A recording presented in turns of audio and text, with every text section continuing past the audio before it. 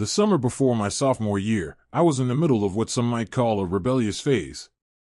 I'm talking sneaking out late at night, going to parties I had no business attending, and generally finding ways to break every rule my parents set. You know, typical teenage stuff.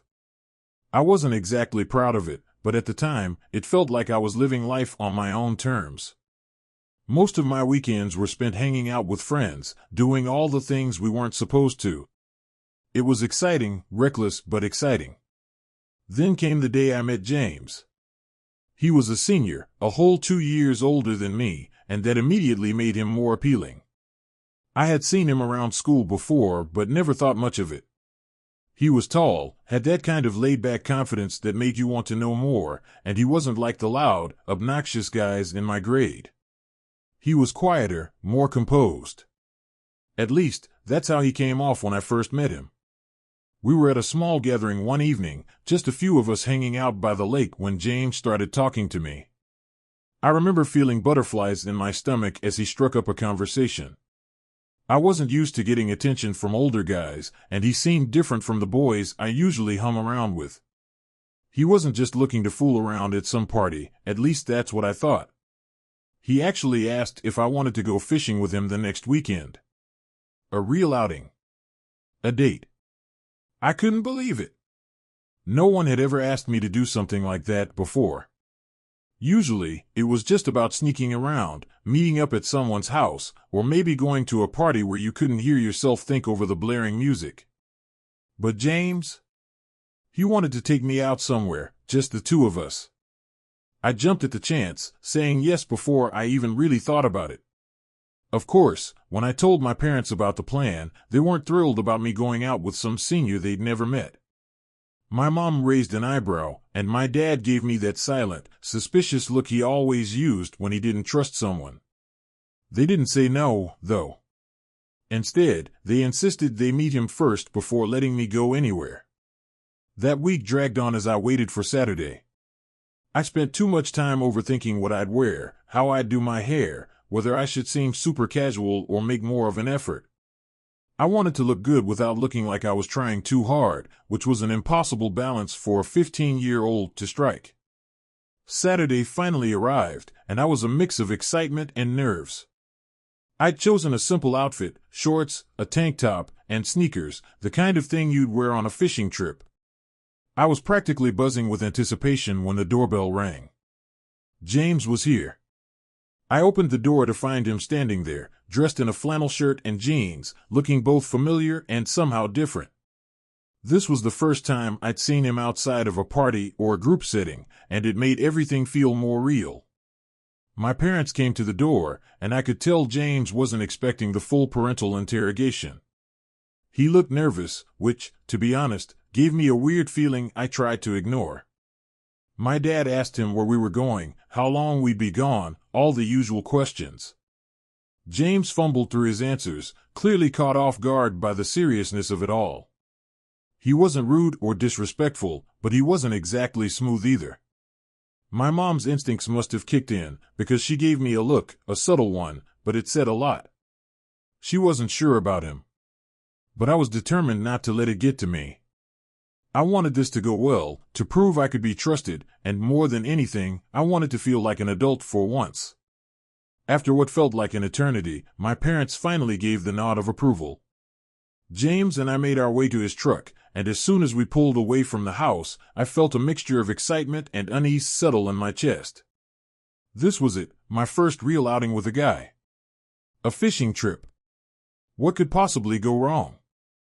As we pulled out of the driveway, I couldn't help but glance back at my house, watching it get smaller in the distance. There was a knot in my stomach I couldn't quite shake. Maybe it was just nerves, it had to be. After all, this was my first time going out with a guy, and it wasn't just any guy. James was older, and I was desperate for it to go smoothly. I kept telling myself everything was fine, pushing that little voice in the back of my mind further down. James didn't say much as we drove. The conversation was stilted, with long pauses that left me fiddling with my phone or staring out the window at the fields rolling by. We were headed out toward the country, where the lake was, and I figured the awkwardness would wear off once we got there. I mean, everyone's a little nervous at the start of a first date, right? So, how far is the lake? I asked, trying to fill the silence. Not too far, James replied, his voice a little flat. Just a few more minutes. I nodded, but his tone made me glance at him again. Something felt off, though I couldn't put my finger on it. Maybe it was just me overthinking, second-guessing everything. But I couldn't ignore that James seemed different from the guy I'd met by the lake the other night. He had seemed confident, cool, even fun. But now, as he gripped the steering wheel a little too tightly, that carefree attitude was nowhere to be found. We passed a few scattered houses, the kind that were spread out miles apart, with long dirt driveways leading up to them. I noticed we hadn't seen another car in a while. The further we drove, the quieter the world around us seemed to get. So, do you fish a lot? I asked, trying to keep things light. Yeah, sometimes, James said, still not looking at me. Great, I thought. This conversation was going nowhere fast. I stared out the window again, watching the trees blur by. The excitement I'd felt earlier was slowly morphing into something else, something I didn't like. I tried to shake it off. It was just nerves. Once we got to the lake, everything would be fine. We drove on in silence for a few more minutes before James made an unexpected turn onto a narrow dirt road. It was barely wide enough for his truck, and the trees on either side seemed to close in as we bumped along the uneven path. Is this a shortcut? I asked, glancing over at him. Yeah, he said, his eyes still focused straight ahead. My stomach flipped again. I wasn't familiar with this area, but something about the road didn't seem right. It wasn't the kind of road you'd take to a popular fishing spot. It felt too remote, too isolated. I tried to ignore the feeling creeping up on me, the way my palms had started to sweat. Maybe he just liked finding quiet places, away from the usual crowds. That wasn't so weird, was it? We drove deeper into the woods, the light filtering through the trees and slivers. The air inside the truck felt heavier somehow, like the silence between us had thickened. I glanced down at my phone, no signal, of course. Not that I was planning to use it, but the lack of connection only added to the growing unease settling in my chest. Is the lake close by? I asked, trying to keep my voice steady. Almost there, James muttered, still not meeting my eyes. That's when the thought hit me, I didn't know James. Not really. I had no idea where we were going, and the more I thought about it, the more unsettling it became. My parents didn't know where I was either, not exactly. They thought we were just going fishing, somewhere public, somewhere safe. This didn't feel like that. I told myself to relax, to stop overreacting. I didn't want to ruin things with James just because I was feeling skittish. But that feeling in the pit of my stomach wouldn't go away. Something wasn't right. We finally pulled into a small clearing, and James stopped the truck. There was no lake in sight, just trees and tall grass swaying gently in the breeze. My heart sank. This wasn't what I'd expected at all. This is it? I asked, trying to keep the disappointment out of my voice. Yeah, James said, turning off the engine. We can walk to the lake from here. As the truck fell silent, I felt that uneasy feeling rise again, stronger than before. I glanced around, taking in the isolation. There was no one else around, no other cars, no sign of a trail or path leading to any lake. Everything in my brain was telling me to turn around, to get out of the truck, to go home. But I didn't have an excuse. Nothing had happened, yet. James shut off the engine, and the sudden silence made my heart pound louder in my ears. The clearing was eerily quiet, only the faint rustling of leaves in the wind. No signs of a lake, no fishing gear in sight. Just the two of us and a lot of nothing. My excitement had long since evaporated, leaving behind a knot of dread that I couldn't ignore anymore. We're walking from here? I asked, trying to sound casual, but my voice wavered slightly. Yeah, he said, avoiding my eyes as he fumbled with something in the back of the truck. The lake's just through those trees. I glanced out the window again, but the woods looked thick and uninviting. The path he mentioned was barely visible, just a narrow strip of dirt disappearing into the shadows of the forest. My gut was screaming at me to leave, to make up some excuse and get out of there, but I couldn't think of a good reason to ask him to take me back home. After all, nothing had actually happened yet. Still, the uneasy feeling gnawed at me. The conversation from earlier played over in my head, how he had been so vague about the details, how strange and distant he seemed compared to the guy I'd met just days ago. He had barely spoken since we left, and now, standing in this desolate spot, it was clear we weren't anywhere near the lake I'd imagined. James turned around and gestured toward the woods. "Come on, it's not far." I hesitated. Every instinct I had was telling me not to follow him. Something was wrong, and I could feel it in my bones. But I was stuck. How could I back out without seeming weird? How could I explain this sudden surge of fear without sounding paranoid? I didn't know how to justify it, even to myself. "I don't know," I started, looking for the right words. "Maybe we should have gone to that other lake, you know, the one closer to town." James didn't even look at me. "This one's better. No one else around to bother us." That only made things worse. No one around? Why would that be a selling point? My palms started to sweat, and I shifted nervously in my seat. I needed an excuse, something that wouldn't make me seem like a scared little kid. But before I could think of anything, James turned toward me with a frown. "Come on," he said, his voice sharp now. "Let's just go." My heart raced as I sat there, staring at him. This wasn't how a fishing trip was supposed to feel. This wasn't the relaxed, fun day I had pictured. Something was very, very wrong. "I don't know, James," I said, my voice trembling just enough to betray the fear creeping up inside me. "I'm not sure about this." He glared at me, his expression shifting from impatience to something darker. "What's the problem?" "It's just a lake." "You said you wanted to come, right?" I swallowed hard. I could feel the tension building, and it was suffocating. My throat tightened, and I knew I had to make a decision. The way James was looking at me now, the change in his demeanor, the way his eyes seemed colder, it all added up to one thing: I needed to leave. "Actually," I said, trying to sound casual, "I think my mom wanted me home earlier than I thought. I should probably go." James's face hardened. He slammed the back of the truck closed and took a step toward me. "You're being ridiculous," he muttered. "It's just a stupid fishing trip. What's the big deal?" The knot in my stomach twisted tighter, and I could feel panic rising in my chest.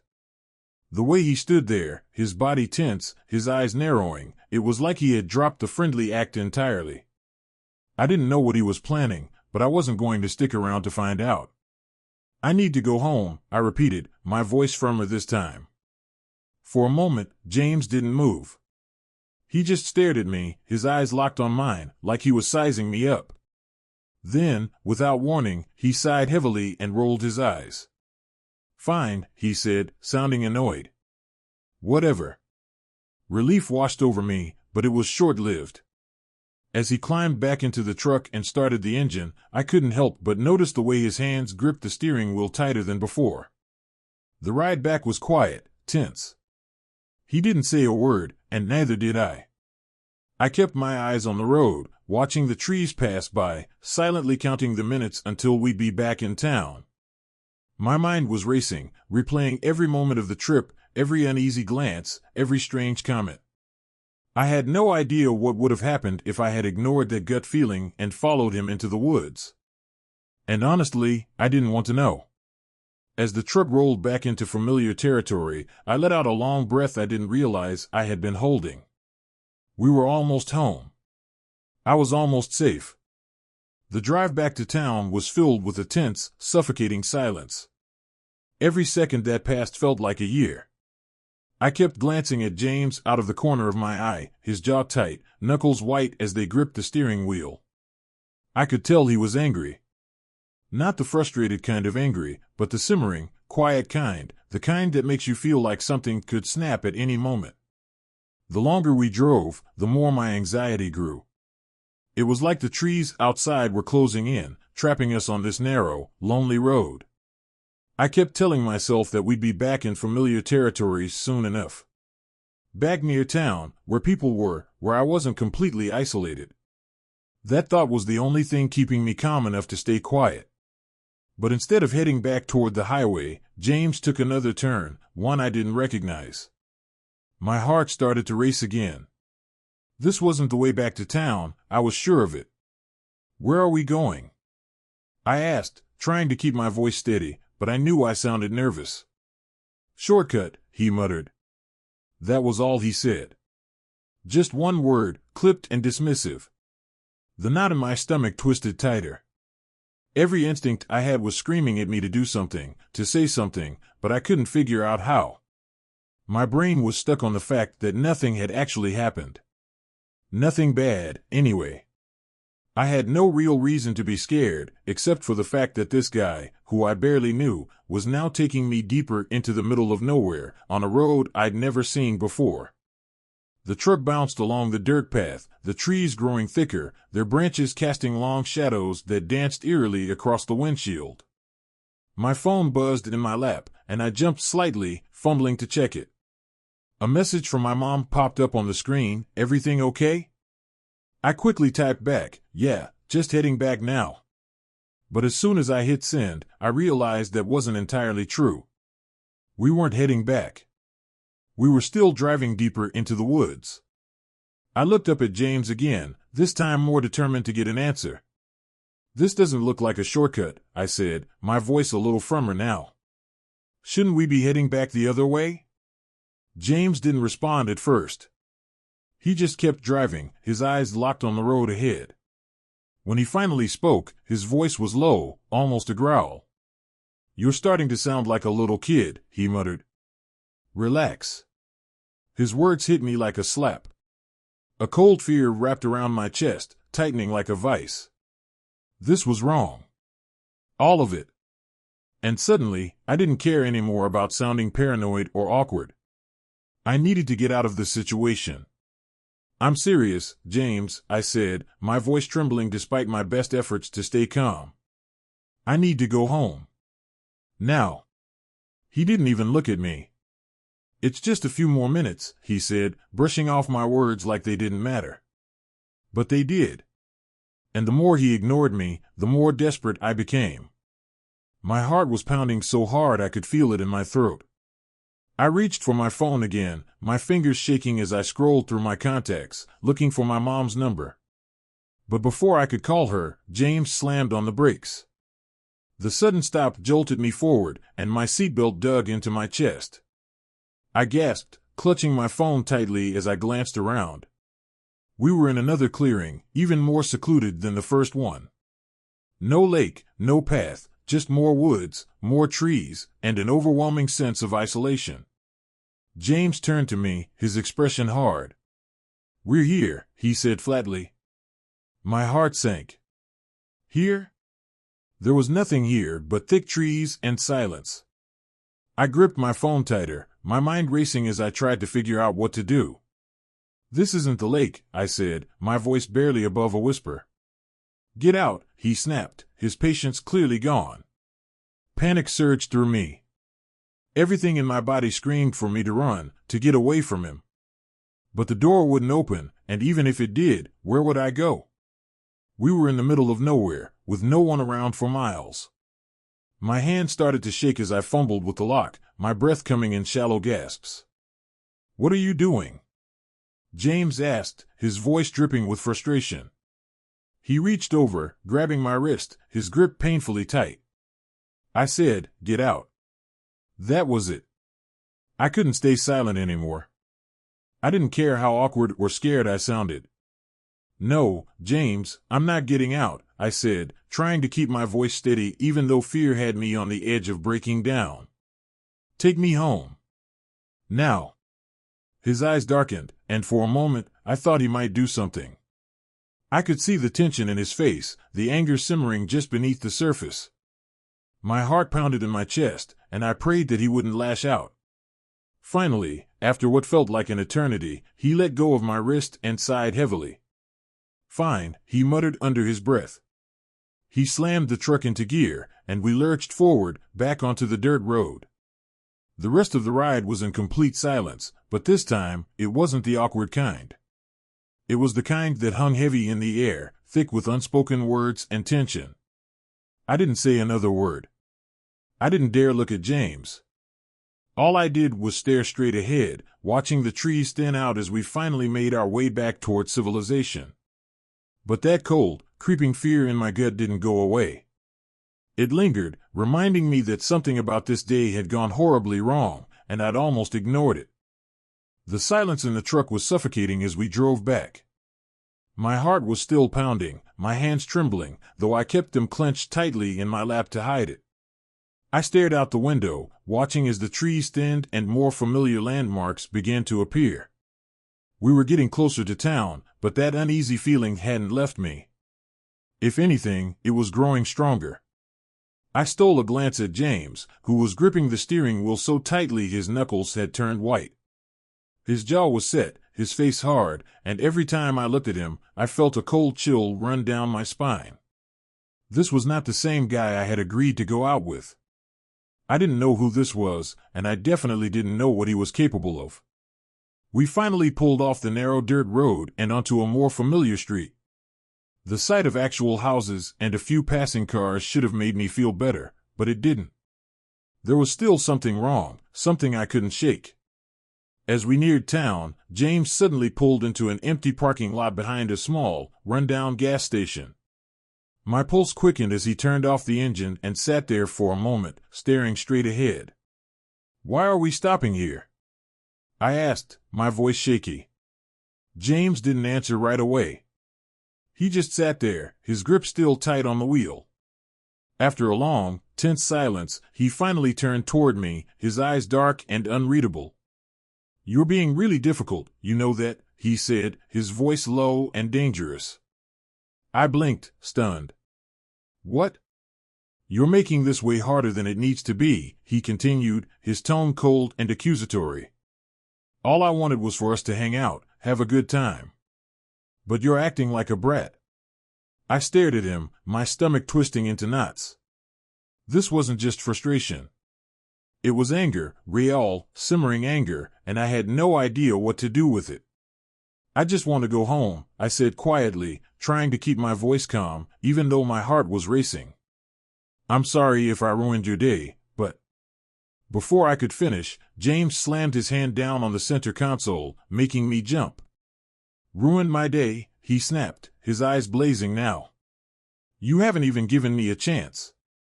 You're just sitting there, acting scared, treating me like I'm some kind of creep."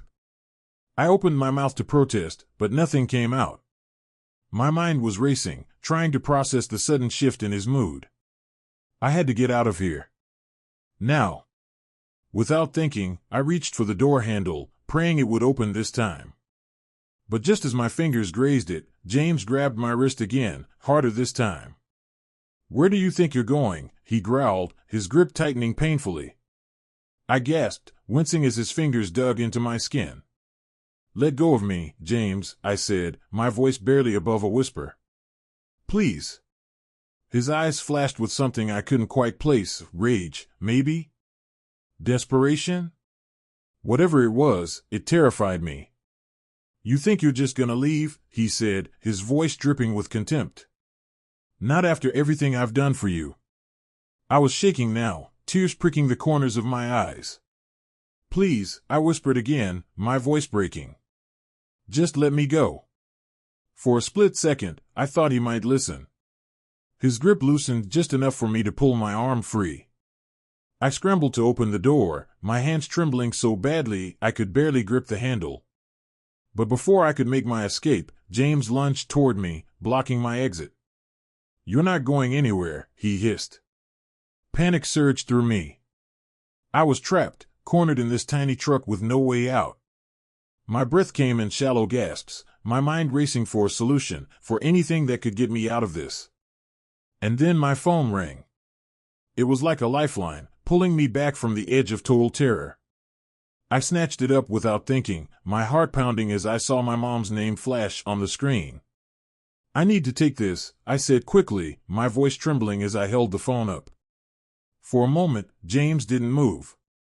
He just stared at me, his eyes flicking from the phone to my face, and for the briefest second, I saw uncertainty in his expression.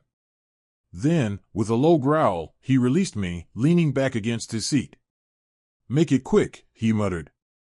I didn't waste a second. I answered the call, trying to keep my voice steady as I spoke. "Hey, Mom," I said, forcing a shaky smile. "What's up?" On the other end of the line, I heard my mom's familiar voice, but there was something different about it, something tight, almost nervous. "I need you to come home," she said quickly, not bothering with pleasantries. "Right now." My heart skipped a beat. I glanced at James, who was glaring at me, clearly listening to every word. Yeah," I stammered. I was just about to head back. "Good," my mom said, her voice firm. "You need to get back home. I forgot to tell you, you didn't clean your room, and we have company coming over. You need to do it now." I swallowed hard, nodding even though she couldn't see me. "Okay," I said, my voice a little too eager. "I'll be home in a few minutes." I hung up before James could say anything and turned to him, trying to sound as casual as possible. "I have to go home. My mom's freaking out about the house." For a long moment, James didn't say a word. He just stared at me, his jaw tight, his eyes cold and calculating. Then, finally, he sighed heavily, running a hand through his hair. "Fine," he muttered. "I'll take you home." Relief washed over me, but I kept my face neutral, not daring to show how scared I was. As James started the truck again, I sat back in my seat, gripping my phone so tightly my knuckles ached. I was almost out. Almost safe. But I couldn't shake the feeling that something far worse had almost happened. The drive back to my house felt like it took hours, even though it was only a few minutes. My heart wouldn't stop pounding, and my hands were trembling so badly that I had to grip my phone tightly just to keep them steady. The silence between us was unbearable. I could still feel the tension coming off James in waves, the way his jaw clenched and his knuckles whitened on the steering wheel. I kept stealing glances at him, my stomach twisting with fear. Every second that passed felt like it was dragging out the inevitable. I didn't know what was going to happen next, but I couldn't shake the feeling that I wasn't in the clear yet. James hadn't said a word since I got off the phone with my mom. His face was set in an expression I couldn't read, but I knew he was angry. Really angry.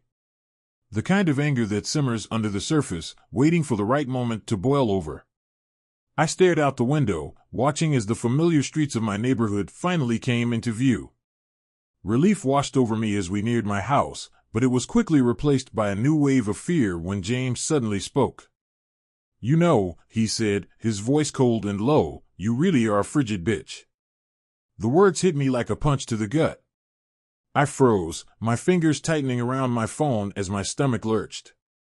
I didn't dare look at him. I couldn't. "You act like I'm some kind of monster," he continued, his voice dripping with venom. "I was just trying to have a good time. But no, you had to ruin it." I swallowed hard, my throat dry as I stared straight ahead, my house just a block away. I wanted to scream, to jump out of the truck and run the rest of the way home, but my body felt paralyzed with fear. James slammed his hand down on the steering wheel, making me jump. "You know what? Forget it. You're not worth it." He sped up slightly, and I could see my house now, just a few feet away. My heart was pounding so hard I thought it might burst out of my chest. I needed to get out of the truck. I needed to get away from him. As soon as he pulled up to the curb, I fumbled for the door handle. This time, it opened, and I practically threw myself out of the truck, my legs shaking beneath me. "Get out of here," he muttered under his breath. "Go run home to Mommy." I didn't wait for him to say anything else. I slammed the door shut and bolted for the front door, my heart racing, my breath coming in shallow gasps. I could hear the truck rev up behind me, but I didn't dare look back. I just kept running, desperate to get inside, to be safe. I burst through the front door, slamming it behind me as I leaned against it, my chest heaving. My mom appeared in the hallway, her face pale, her eyes wide with worry. "What happened?" she asked, rushing toward me. "What's wrong?" I collapsed into her arms, the tears I had been holding back finally spilling over. "Mom, he was so mad," I sobbed. "He was so angry. I don't know what he would have done if you hadn't called." She held me tightly, her hand stroking my hair as I cried into her shoulder. "I knew something was wrong," she whispered. "I had this awful feeling after you left. That's why I called. I just couldn't shake it." I pulled back slightly, wiping my eyes as I looked up at her. "Mom, I'm so sorry. I should have listened to my gut. I knew something was off, but I didn't want to seem paranoid." She shook her head, her expression soft but firm. "You don't ever have to apologize for that," she said. "Your instincts were telling you something for a reason. I'm just glad you're safe now." I nodded, my chest still tight with leftover fear. The reality of what had just happened, and what could have happened, was slowly sinking in. If my mom hadn't called, if I hadn't found a way to get out of that truck, I didn't even want to think about where I might be right now. For a few moments, we stood there in the hallway, my mom holding me while I tried to steady my breathing. The fear was still there, coiled tight in my chest, but for the first time all day, I felt like I could finally breathe again. "I'm just glad you're okay," my mom said softly, pulling me into another hug. "But promise me something?" I looked up at her, nodding. "Anything. Don't ever ignore that feeling again," she said, her voice serious. "I don't care how small it seems, or how silly you think you might look. If something feels off, you listen to it. Always." I swallowed hard, nodding again. "I promise." We stood there for a while longer, the weight of the day still heavy between us. But as I looked around the familiar walls of my home, I felt a sense of relief that I hadn't felt since I first got into James's truck. I was safe. Finally. And I wasn't going to ignore my instincts again. That night, I lay in bed, staring at the ceiling. The events of the day played over and over in my head like a broken record. No matter how hard I tried, I couldn't stop replaying the moment James grabbed my wrist, the look in his eyes, the cold anger in his voice. I couldn't shake the fear that had taken root deep in my chest. The house was quiet now. My mom had checked on me a couple of times, making sure I was okay before heading to bed. I had tried to assure her that I was fine, that I was safe now. But I didn't feel fine. Even with the doors locked, even knowing James was far away, I still couldn't fully relax. My mind kept racing, wondering what would have happened if my mom hadn't called, if I hadn't been able to convince James to drive me home. I glanced at my phone, which was sitting on the nightstand next to me. The screen was dark, but I could still feel the weight of it, like it held a lifeline I hadn't even realized I needed. My mom's call had saved me, but it wasn't just her call. It was that gut feeling she had, the one that told her something was wrong. That same instinct had been nagging at me all day, but I had pushed it aside, telling myself I was overreacting. I rolled over, pulling the blankets tighter around me, but the thoughts kept coming. James wasn't just some guy who had asked me to go fishing. He had tried to trap me. And the worst part was, I hadn't seen it coming. I had ignored the signs, the way he acted nervous around my parents, the weird vibe I got when we drove out to that clearing, the tension in the truck when I said no. All of it had been warning me, but I didn't listen. I didn't sleep much that night. Every time I closed my eyes, I could see James's face, hear his voice, feel his grip tightening around my wrist. It was like my body was still stuck in that moment, waiting for the next thing to go wrong. By the time morning came, I was exhausted, but I had made a decision. I wasn't going to ignore that feeling again. When I finally got out of bed, my body felt heavy, like I was dragging around the weight of everything that had happened. My mom was in the kitchen, making breakfast, but when she saw me, she stopped and gave me that look, soft, concerned, the one she always gave me when she knew I wasn't okay. "How are you feeling?" she asked, her voice gentle as she poured me a cup of coffee. I shrugged, trying to shake off the lingering unease. "Better, I guess." She didn't push, but I could see the worry still etched in her face. She handed me the coffee, and for a moment, we just sat there at the kitchen table in silence. I sipped the hot drink, feeling the warmth spread through my hands, but it didn't do much to soothe the chill that still clung to me. "You know," my mom said after a while, her voice soft but firm, "you don't have to talk about it if you're not ready. But I'm here if you do." I nodded, grateful for the offer, but I wasn't ready. Not yet. It was all still too fresh, too raw. I didn't even fully understand what had happened, much less how to explain it. But even though I wasn't ready to talk about it, I knew what I had to do. I wasn't going to pretend this hadn't happened.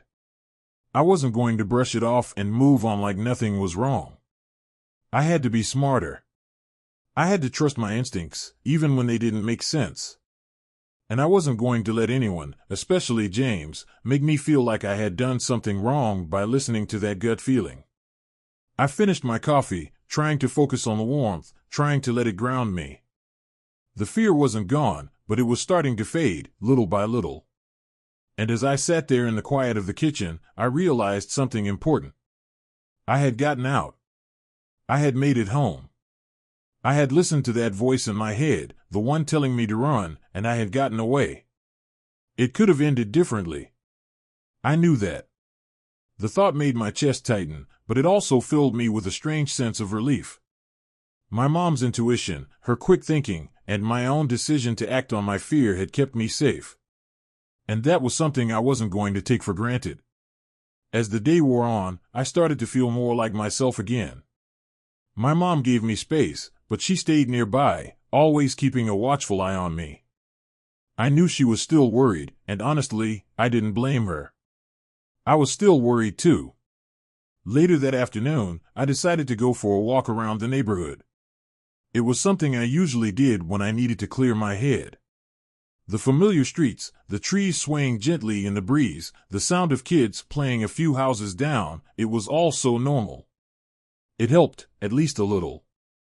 But as I walked, I couldn't help glancing over my shoulder every few minutes, scanning the street, half expecting to see James's truck rolling up behind me. I knew it was irrational. He wouldn't come back. He wouldn't dare. But the fear was still there, lingering at the edges of my thoughts, reminding me that things could change in an instant. When I finally made it back home, I felt a little lighter. The fear was still there, but it wasn't as overwhelming as before. It was something I could manage, something I could control. I wasn't going to let it rule me. That night, as I sat in bed, I thought about what my mom had said, "Don't ever ignore that feeling again." She was right. I wouldn't. The next few days were a blur. I tried to go back to my normal routine, but it wasn't easy. Every time I heard a car pass by the house, I'd tense up, wondering if it was James, even though I knew it wasn't. My mom kept a close eye on me, giving me space, but also checking in more than usual. I could tell she was worried, but she didn't push me to talk, which I appreciated. I knew I had to tell someone, though. I couldn't just sit on this forever, pretending it didn't happen.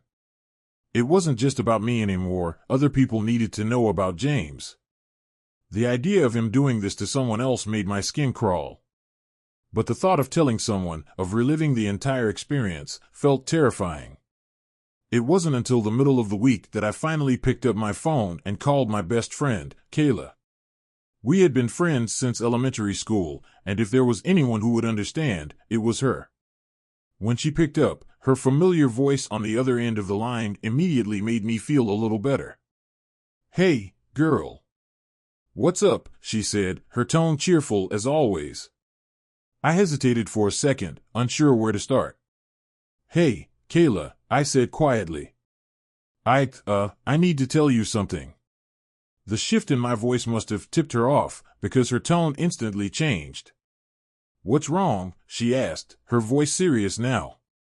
I took a deep breath, trying to steady my nerves. "I went out with James the other day." "James?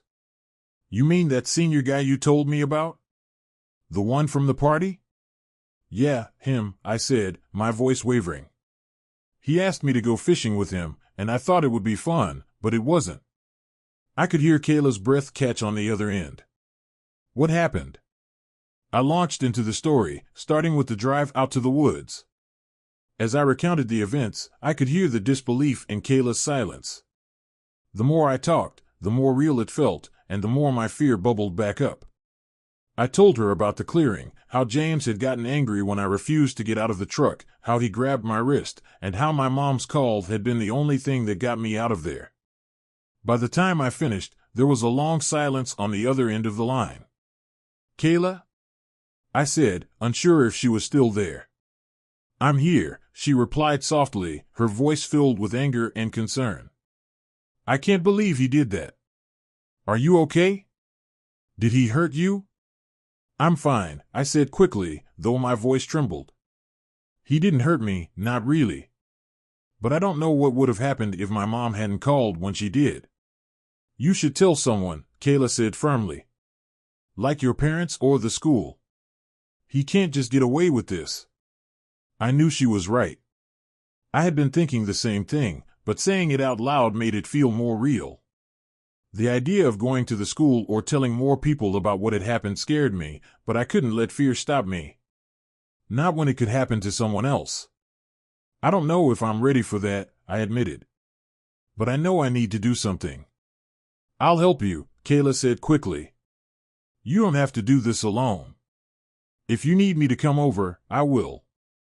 Her offer brought a wave of relief I didn't even know I needed.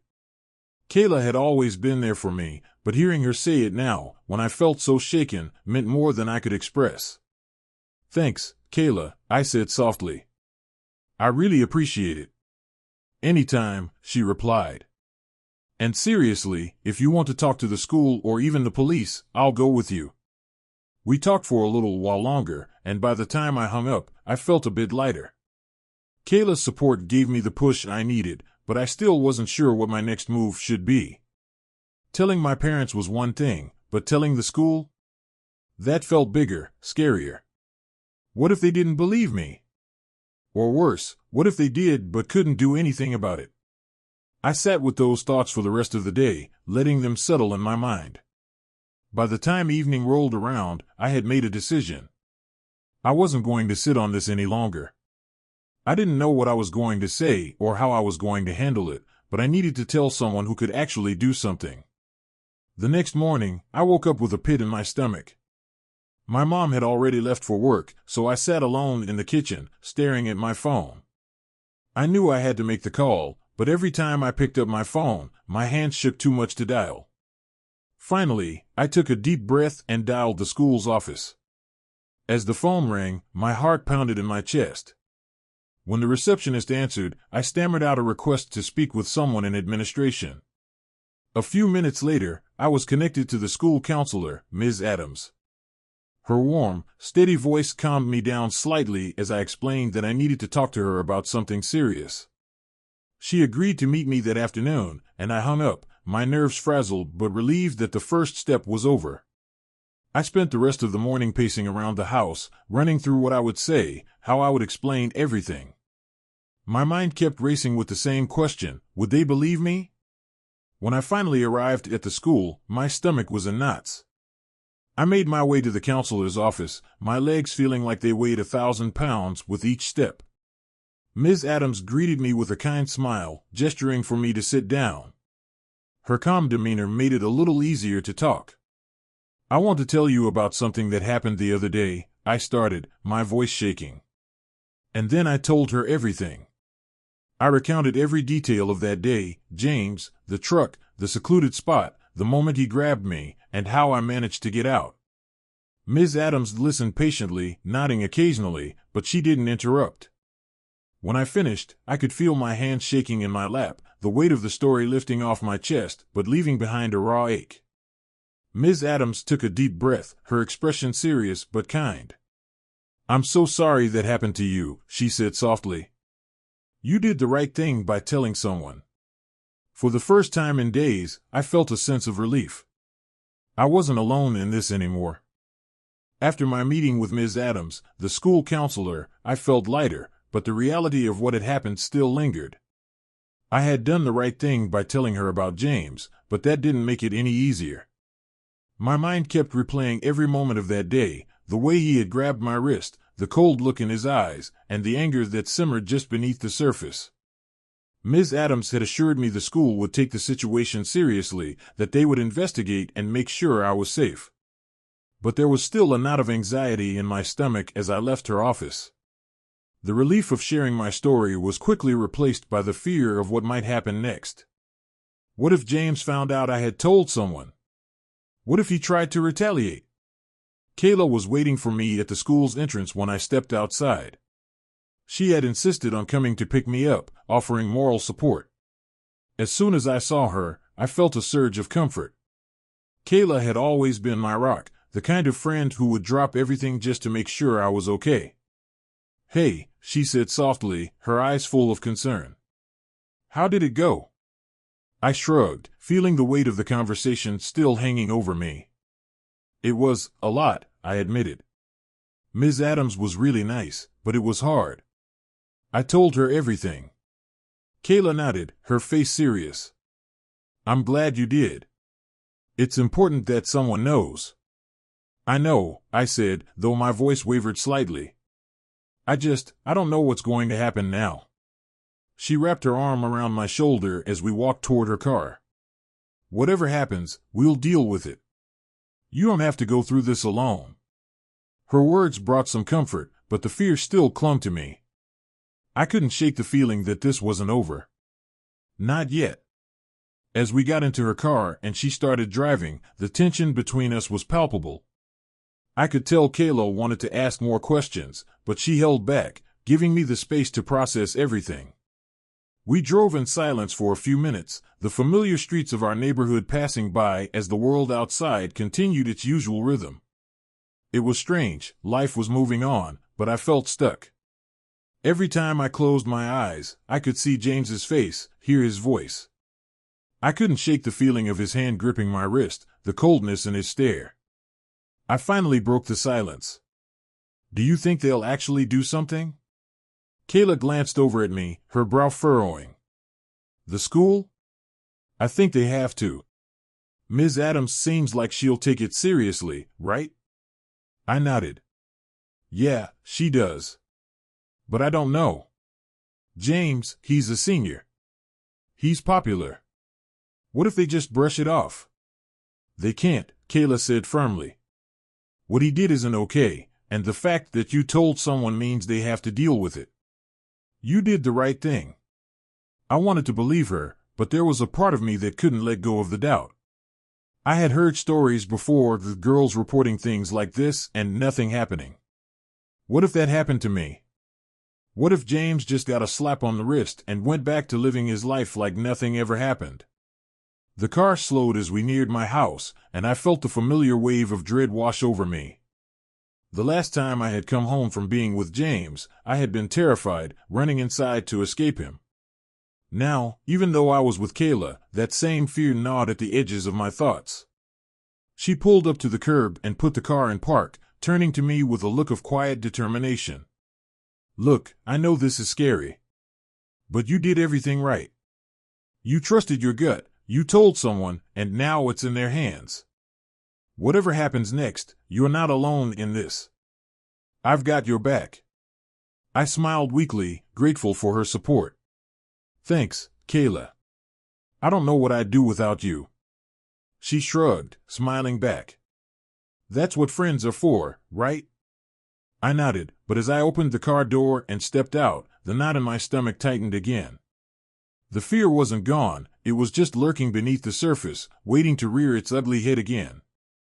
"Call me if you need anything, okay?" Kayla said before I shut the door. "Will do," I promised, waving as she drove off. As I walked up the front steps to my house, I felt the weight of everything settle back onto my shoulders. I had taken the first step, but this wasn't over. Not by a long shot. There was still so much uncertainty ahead, and I didn't know what James would do if he found out that I had talked to the school. I paused at the door, taking a deep breath before walking inside. My mom was sitting at the kitchen table, flipping through a magazine. She looked up when she heard me come in, her eyes filled with that same worried expression she'd been wearing ever since I told her about James. "How did it go?" she asked softly, closing the magazine and setting it aside. I shrugged, trying to mask the nervousness bubbling up inside me. "It went okay. I talked to Ms. Adams. She said they'll look into it." My mom nodded, her face softening a little. "Good.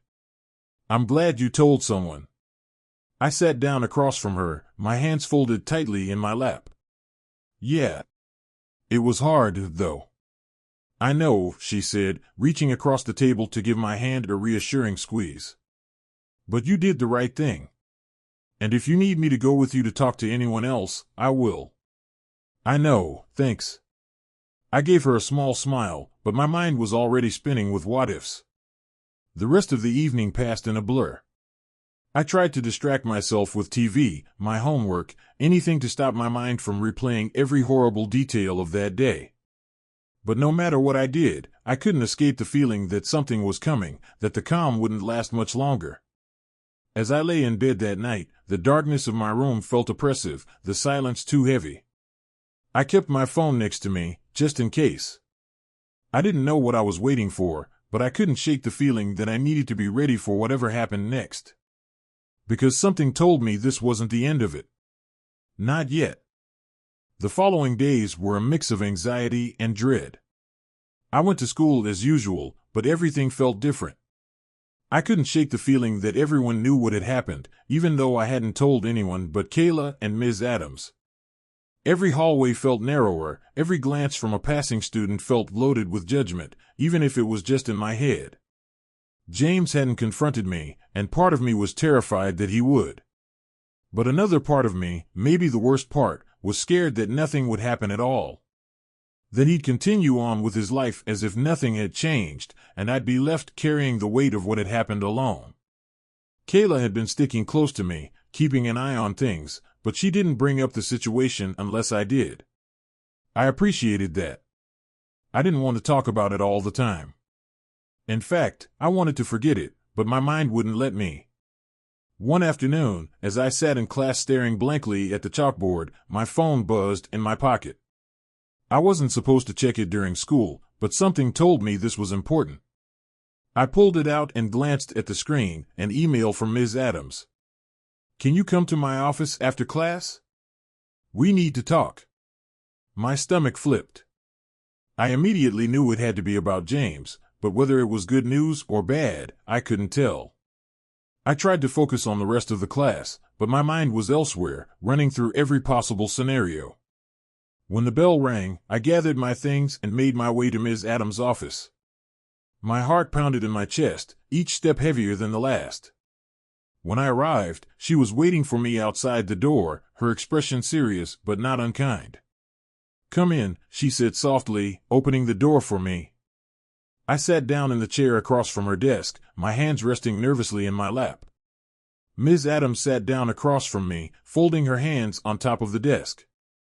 "I wanted to update you on the situation with James," she began, her voice calm and steady. "After our conversation, I spoke with the administration, and they reached out to James to discuss the incident." My breath caught in my throat. This was it. The moment I had been waiting and dreading for. "He denied everything," she continued. "But we've taken your report seriously, and we've made it clear to him that his behavior was unacceptable. As a precaution, we've arranged for him to be transferred to another school for the remainder of the year." I blinked, trying to process what she had just said. Transferred? Relief washed over me, but it was quickly followed by a wave of confusion. He wasn't being expelled, just moved. It wasn't as harsh as I had hoped, but at least it meant I wouldn't have to see him every day. "So, he's gone?" I asked, my voice barely above a whisper. Ms. Adams nodded. "He won't be coming back to this school. And if you experience any further issues or feel unsafe in any way, I want you to come to me immediately. You did the right thing by coming forward, and we're here to support you." I nodded slowly, still trying to wrap my head around it. James was gone, But it didn't feel like a victory.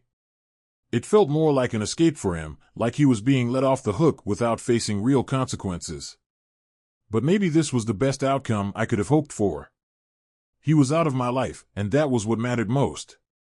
"Thank you," I said softly. I'm glad I don't have to see him again." Ms. Adams gave me a small, reassuring smile. "You're brave for coming forward, and I know it wasn't easy. If you ever need to talk, I'm here." I nodded, feeling the weight of everything settle on my shoulders. The relief was there, but so was the exhaustion. I thanked Ms. Adams again and left her office, feeling lighter but also strangely hollow. As I walked out into the hallway, Kayla was waiting for me. She had that look on her face, the one that said she already knew what had happened before I even told her. "Well?" she asked, her voice tentative. "They're transferring him," I said. "He's gone." Kayla's face brightened, and she pulled me into a hug. "That's great. You don't have to deal with him anymore." "I know," I said, but my voice didn't match her enthusiasm. "It's just, I don't know. It feels weird." Kayla pulled back and steadied my face, her expression softening. "Weird how?" "I guess I thought I'd feel better," I admitted. "Like it's over. But I don't know. I still feel anxious." She nodded, understanding. "It's going to take time. Just because he's gone doesn't mean everything goes back to normal overnight. But at least he's out of your life." "Yeah," I agreed, trying to hold on to that thought. "At least he's gone." We walked out of the school together, and for the first time in days, I felt a flicker of hope. Maybe it wouldn't be immediate, but things would get better. They had to. That night, I sat down with my mom and told her about the school's decision. She was relieved, but like me, she seemed to sense that this wasn't the perfect solution. Still, she hugged me tightly and told me how proud she was that I had stood up for myself, that I hadn't ignored that gut feeling when everything had seemed off. As I lay in bed later that night, staring up at the ceiling, I finally felt a sense of closure creeping in. I knew I had a long way to go before I could fully move on from what had happened, but the worst was behind me now. I had done everything I could. I had listened to my instincts, and in the end, that had saved me. The next morning, I woke up to the sound of birds chirping outside my window. The sunlight streamed in through the curtains, casting a warm glow across the room. For the first time in a long time, I didn't feel a pit of dread in my stomach. I had learned the hard way that trusting my gut was more important than anything else. And from now on, I wasn't going to let anyone, no matter how charming or convincing they seemed, make me doubt that instinct ever again. James was out of my life, but the lesson I'd learned would stay with me forever. Sometimes, the only thing standing between you and danger is that small voice in the back of your mind. And if you're smart, you'll never ignore it.